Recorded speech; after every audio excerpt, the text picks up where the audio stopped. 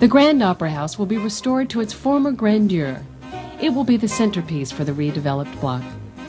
The theater was designed by Morgan McElfatrick, who, along with his father John and brother William, was unquestionably 19th century America's most significant theater architect. The McElfatrick firm designed over 400 theaters in its day and created the standard design for theaters across the country. The Opera House restoration will include the return of the original seating, the ornamental iron railing on the horseshoe balcony, as well as the huge sun burner chandelier. The stage, proscenium, and adjacent boxes will be refurbished to receive a broad range of new productions. Of the original 400 McElfatrick halls, only 25 remain standing. And of these, only the Grand Opera House of Meridian, which predates its competitors by decades, retains the environment that the McElfatricks created. As a theater, of the decades between the Civil War and the beginning of the 20th century, Meridian's Opera House is the finest standing example. During its golden era, the Grand Opera House contributed to Meridian's rapid economic growth through its sold-out performances and as an attraction to out-of-towners. Today, 100 years after famous performers such as Helen Hayes and Sarah Bernhardt graced its stage, the Grand Opera House is the only standing theater of its kind in the world. It can once again house all forms of performances and special events.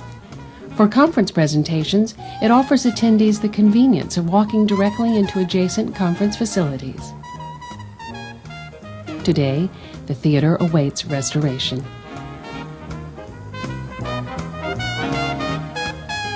We did a talent search. We called it the Grand Talent Search, and it was sponsored by several businesses and the local television station. And the idea was for us to really do some cultivating of our own talent in the area. And I happened to be in the back down in the lobby when one of the singers started. And up until that time, not too much had happened, but she started singing, and the entire space got quiet. And it was one of those moments where you go, this is what this space is for, where people are able to perform and an audience just sits in awe and absorbs it. How can Meridian's economy be energized and new jobs created through this downtown redevelopment project? The answer lies in its existing resources, restored and recreated. A food production center that will be the only one of its kind in the region. A specialty retail marketplace that will provide a way for new retail businesses to begin. A convention center that consistently brings large groups of people into the city for overnight stays. A unique performance hall that will attract people from all over the region and the country.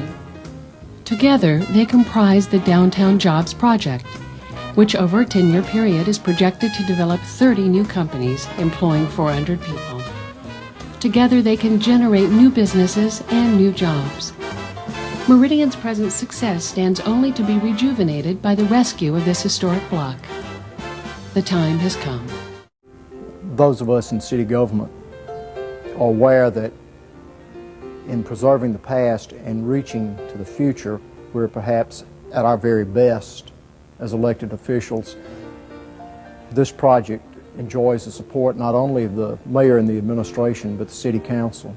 This is one of those right things. It's one of those things that is right for the community.